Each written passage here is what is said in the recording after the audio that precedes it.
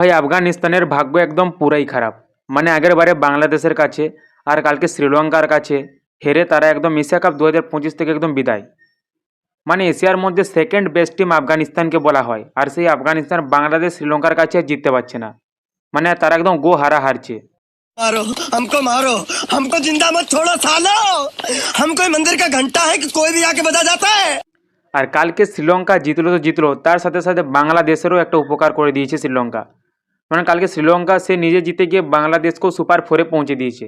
মানে কালকে যদি শ্রীলঙ্কা হেরে যেত আর যদি আফগানিস্তান যদি কালকে জিতে যেত তাহলে কিন্তু বাংলাদেশ সুপার ফোরে যেতে পারতো না। কালকে শ্রীলঙ্কা আফগানিস্তানকে 6 উইকেটে হারিয়েছে। আর কালকে আফগানিস্তান তো প্রথমে ব্যাট করছিল, তারা ঠিকঠাক একটা স্কোরে তারা পৌঁছতে পারছিল না। কিন্তু মোহাম্মদ নবী শ্রীলঙ্কার শেষ ওভারে একদম 5টা 6 মেরে তারা একদম 169 রান করে।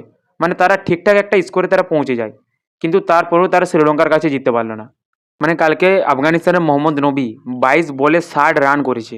শ্রীলঙ্কার কুশাল মেন্ডিস সে 52 বল খেলে 74 রানের একটা ইনিংস খেলে, আর একদম সে নট আউট থেকেই কিন্তু সে শ্রীলঙ্কাকে জিতিয়ে দেয়। এবং যে 4টা টিম সুপার ফোরে পৌঁছেছে সেটা হলো গ্রুপ এ থেকে হচ্ছে ইন্ডিয়া পাকিস্তান, আর গ্রুপ বি থেকে হচ্ছে শ্রীলঙ্কার বাংলাদেশ। এই 4টা দলের মধ্যে এখন খেলা হবে এবং এদের মধ্যে থেকেই কে ফাইনাল খেলবে সেটা দেখা যাবে।